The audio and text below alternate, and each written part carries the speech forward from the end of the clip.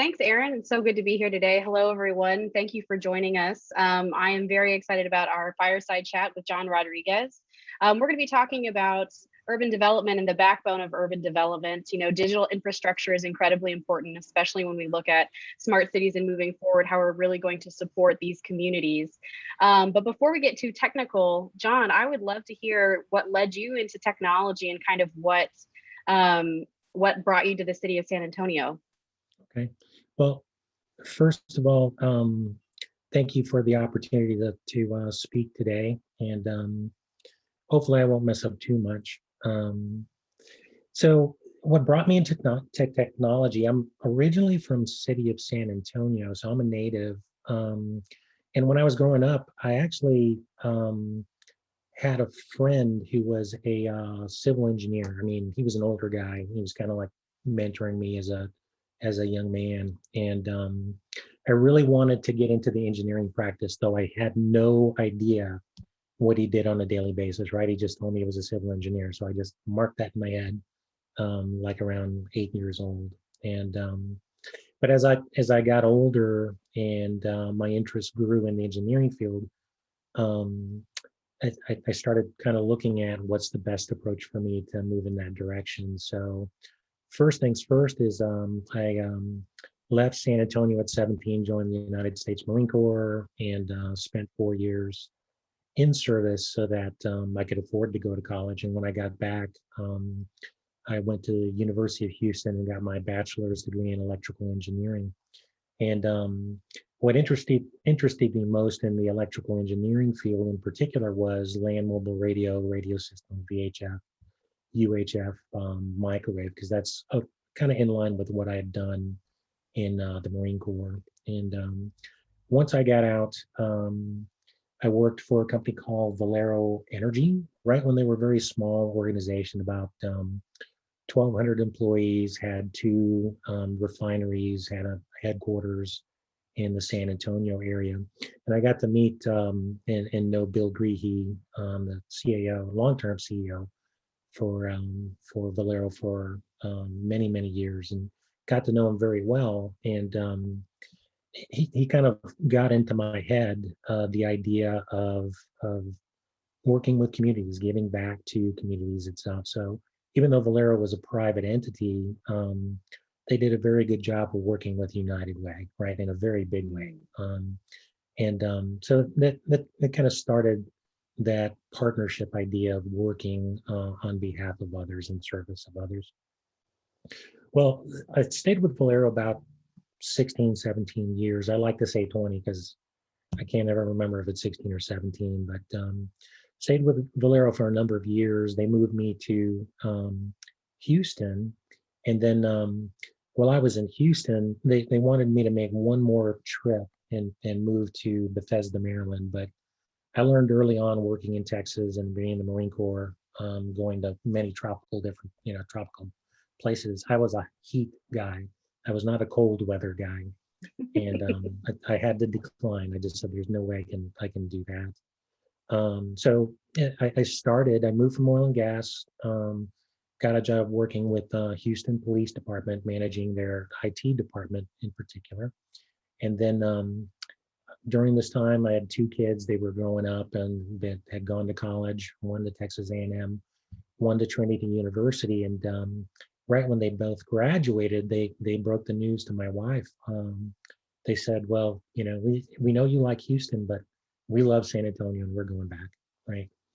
And so really what brought me back to San Antonio was the kids. And in particular, my son is a San Antonio works for the San Antonio Fire Department as a firefighter. My other son is a police officer for San Antonio Police Department. My daughter is a calculus teacher, and she was teaching at KIPP Academy, and just recently transferred over to Canyon High School in New Braunfels. And then my daughter-in-law is a nurse who was working in emergency services for a long time, and then just started moving into school nursing because she just wanted to do something different. So we have an entire family who's kind of built on service. And from a technology perspective, I got very interested in technology for the longest time, working in oil and gas, IT, and then working for Houston Police Department in their IT group, and then moving back to the city of San Antonio, and in particular leading the public safety groups. I was the assistant director for public safety. So my team had responsibilities for the computer aided dispatch system, the records management system for police and fire, just basically how crime is actually reported by citizens, how we actually process that crime through legal means, as well as evidence collection and things like that. So that's really kind of what got me interested in technology itself. That's awesome. Thank you so much for sharing. I think it's really fantastic that there's such a legacy of service in the history of your work as well as within your family and your community. I think that speaks a lot to the community here in San Antonio and how the city likes to bring in talent. Just a quick reminder to everybody tuning in, please feel free to drop in questions in the chat. Would love to have you pick John's brain today. That's the whole point of today's conversation. So as we get started, John, what projects are you in the city of San Antonio working on right now that most excites you? Sure. So we have a number of projects that we're working on, and I know I'm going to bring up a few other examples here, so I'm not going to go into great detail. But one of the things is that we just recently finished converting all of our 1,400 traffic intersections throughout the metropolitan area to LTE service, so that we can very quickly understand when a traffic intersection light is down, if we need to make modifications or changes to the lighting program, things like that. And we've got another project where we're moving 1,500 employees to a new building in the downtown area, or new to us. It's what we call City Towers. So we're taking about 11 departments and consolidating them down into that one space. And the one I'll talk about a little bit more detail is the city's land mobile radio project. So the city, in partnership with CPS Energy and Bexar County, are collaborating in building a consolidated land mobile radio system. So the city had a 14 site, 10,000 subscriber environment. So 14 radio towers located throughout the city of San Antonio, being used by public safety, police, and fire for dispatch, 911 dispatch services. And when our current system went end of life, we partnered with CPS Energy in the county, because we'd already been working with the county on the existing radio system, and CPS Energy was looking to retire their legacy system. So we all got together, and the city's a 56% partner, and CPS Energy is a 22% partner, with Bexar County a 22% partner in that system. So it'll be a 28 site system. It is really intended to improve our radio strength capabilities in building. That's one of the things that the old system obviously couldn't grow. It'd been around for about 18 years. And since then, there's been a lot of growth in the city of San Antonio, a lot of new buildings, a lot of new construction standards that kind of interfere with radio communications. So adding an additional 14 towers to make it a 28 tower site, to have 13,000 total subscribers, for it to be technically capable of penetrating into residences, into commercial buildings, so that when you call police and fire, they will have the capability of communicating by radio dispatch services inside the building as well. So I think that's one of the things that's pretty exciting for not only for the partners involved in the project and the other 56 external agencies that are part of the radio system, but something that the citizens can say that we're doing a great job in ensuring that when you need us, we can respond and we can bring whatever help we need to bear because of that collaboration on the radio system. No, most definitely. Definitely exciting as well as critical. So thank you for that. We do have our first question today, which is from Catherine. Thank you. And her question is, what benefits are you expecting to see by moving from a satellite location model to a central model of workspace with City Tower? So the big idea behind that space is to build um, either deliberate or unintentional, accidental interactions, right? Because right now, TCI, our Transportation Capital Improvement Organization, their Public Works Department, they're actually operating in separate buildings. So they're pretty much siloed organizations. Same thing with ITSD. You know, we have our buildings separate and distinct from everybody else. So when we collaborate, it has to be very deliberate. We have to join meetings. We have to do conference calls, things like that, right? So we're intending in this, it's kind of like an open concept model where we have purposely ensured that different departments are living together. Um, what we call neighborhood associations, right? We got a neighborhood association per floor, and it's made up of a varied collection of departments and people. So it's intended to be deliberate interaction, also accidental interaction. You're walking around, everybody knows you're with ITSD. They can ask you questions. They can ask you the state of the department. We can ask the same thing. So that's really the intent of bringing everybody together. It will be a cost savings measure as well, because we are reducing our total footprint in facilities and buildings that we own or lease. Thank you. We have another question coming through that is also a compliment. As a humble man, do you feel comfortable sharing the full scope of your role with the city of San Antonio? Someone thinks, or Nicole Vaughn thinks that it would be very inspirational to hear about all of your scope of work. Oh, well, first, thank you for the question, Nicole, because I do recognize we do business with Commonwealth. Though I don't think I've met Nicole personally. Um,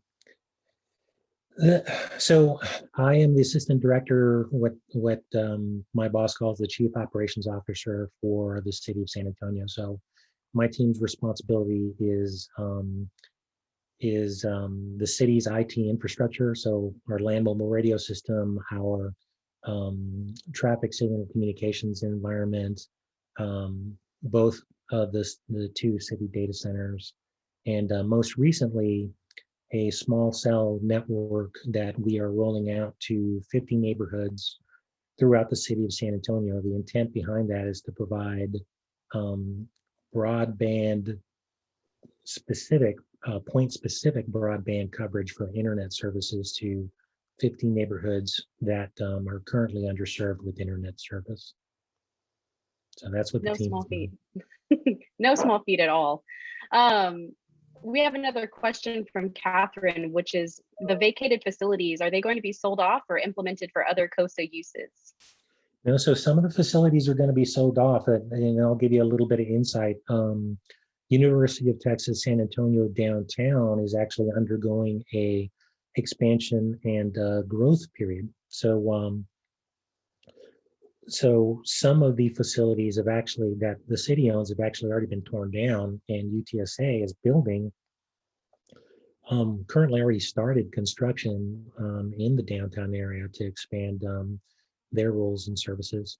So the goal is anything that we were leasing, we're giving back.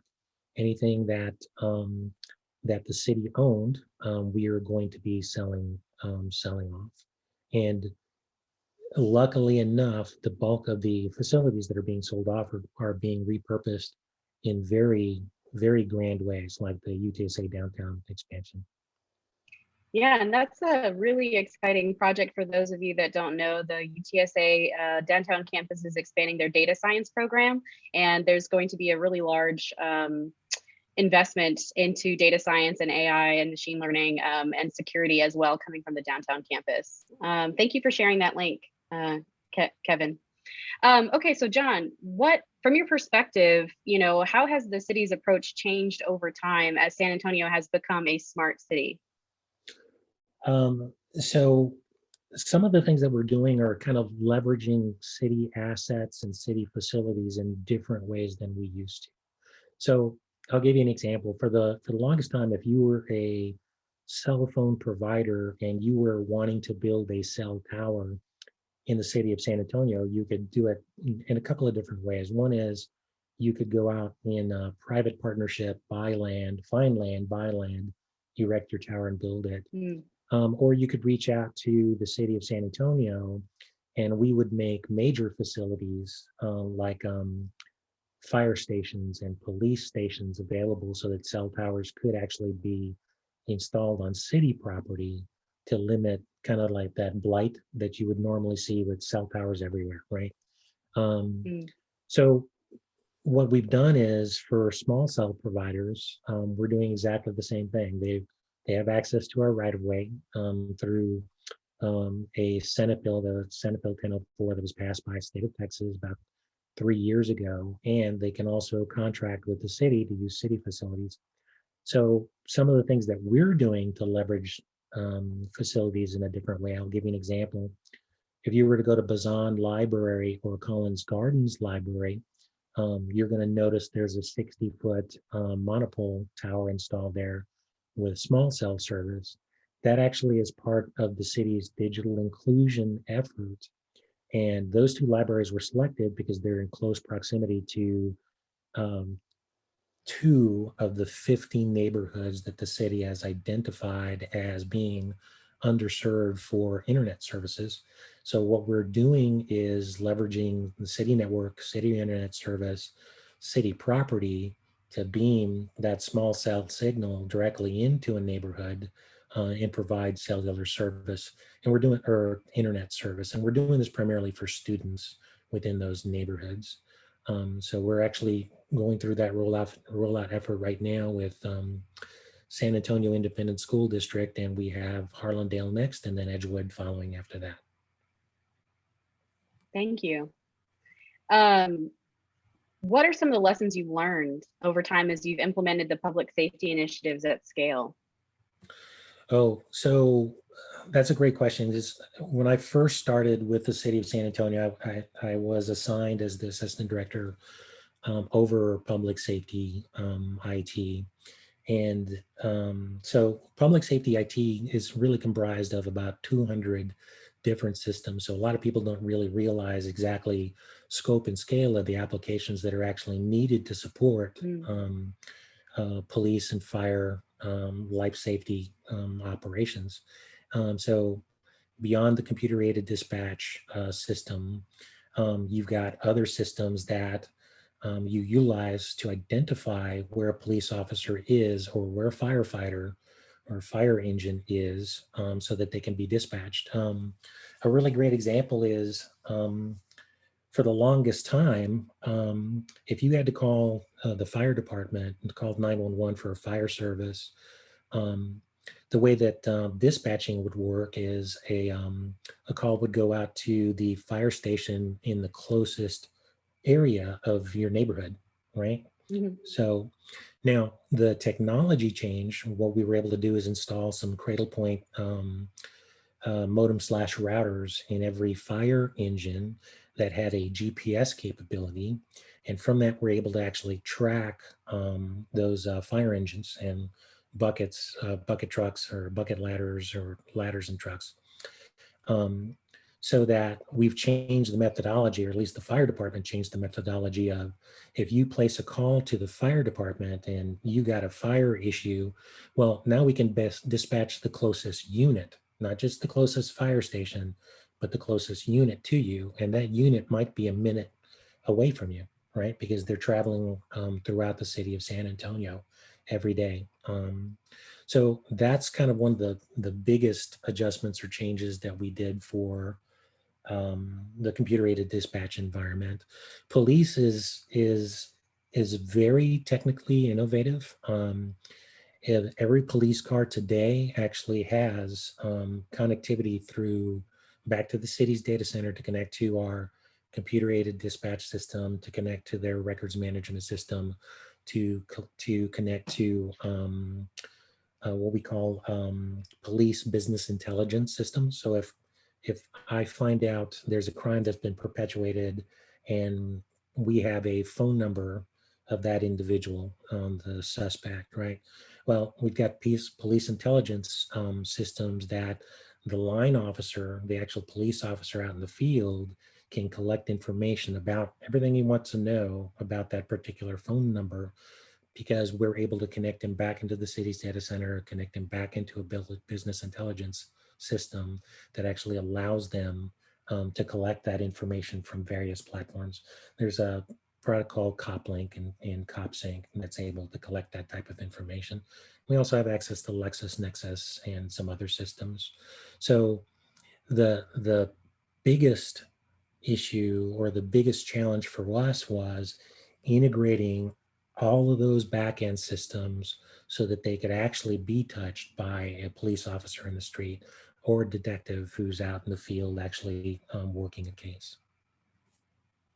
Thank you. I mean, you're working on some really impressive projects, and I have a quick question about, what are the implications as urbanization continues to rise in San Antonio and we expand?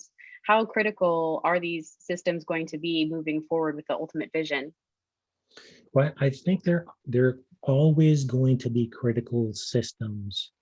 Um, and the key challenge there is always going to be making sure you don't box yourself or box your technology in such a manner that you can't take on the next step. So, example on the public safety side is what they call next generation 911 services, which is when you call 911, you don't have to do it by telephone any longer. You can actually send a text message to request for help. You can actually send pictures of the event that happens to be going on. And then that information not only sent back to the dispatch center, but it can also be routed to frontline supervisors, police and fire command staff, so they can marshal resources immediately and however they need to. So I think the technology that we're describing today is always going to be important. I think it's going to shift and change somewhat. And another example would be like the land mobile radio system that the city is building in collaboration with our partners. This will probably be the last traditional land mobile radio system. It'll last us a good 15, 18 years. But at the end of that, I think we're going to see a transition over to cellular services, where cellular service today is not considered a public safety lifeline system because it can be very easily disrupted. In the future, it will not be, right? So I think we'll see those types of shifts taking place. But the core requirement will always be there. Somebody needs help, we're going to be able to dispatch somebody to help, and that person who's dispatched will be able to marshal resources to assist in however they need to. Thank you. Well, it takes quite a lot of effort and management to have these kinds of systems established and in place. And you had mentioned earlier that your team is responsible for helping to build out the new data center. What considerations go into a project like that, and what will it enable the city to do moving forward? Um, so I think a lot of the data center considerations are very similar to everybody else who's in IT, right? You want to have, if you're going to have multiple data centers, you want them to be geographically dispersed. From the city's perspective, though, we want them to be geographically dispersed within the city of San Antonio, though. So while I would love to be able to have a data center outside of the region, some of the challenges that we face actually require a local presence of our data centers, because we may end up having to set up public safety operations or pandemic operations, things like that, very close to our computing resources. So having them located, available, and close to us, I think is extremely important. The consideration that we had based on that information, which is I can't be geographically dispersed outside of San Antonio. So what do I need to do to safeguard my data centers in San Antonio? Well, one of the city's data centers, which we're currently relocating, is actually going to be housed, co-located with CPS Energy. CPS Energy has an outstanding facility. I won't tell you where, but they have an outstanding data center facility that has full redundancy and backup capability. So it's redundant via fiber, it's redundant via carrier. It's got dual connections to electrical service, because they are the electrical company and they are the electric company, right? So they can bring a lot of electrical service to bear to those data centers. And then the second one is located at Brooks City Base, next to our Emergency Operations Center and next to our Public Safety Center. So the idea is, if something were to happen in the city of San Antonio and we all had to go to one place where we could manage life safety operations, we could manage data center operations, and we could manage communications, then we can go to that facility and know that we've got a localized, very robust environment that we can operate from. And I imagine that within the last year and a half, the pandemic really clarified those needs, and wanting to future-proof what was going to be happening for the city of San Antonio. You mentioned the partnership with CPS Energy on a couple of projects. What's the importance of collaborating with CPS Energy and other partners on these infrastructure projects? So, and I'd say that the relationship between the city of San Antonio and CPS Energy is, city's kind of the parent organization to CPS. However, we operate more like partners. And the collaboration is extremely important. So examples would be that the city of San Antonio is utilizing a lot of fiber that CPS Energy actually installs and maintains. The city pays for the cost of installation, but we have agreements in place that allow us to use the bulk of their fiber assets. And they in turn are allowed to use the bulk of our assets, and they're also able to use city facilities in turn for some of their projects. So those partnerships are extremely important, because we're not only are we able to share infrastructure, but we're also able to share knowledge and experience. Another example of a collaboration between city and CPS Energy and Port of San Antonio and other entities is we're building a regional security operations center. Within that security operations center, we will have multiple agencies who will have the bulk of their security staff operating in that space.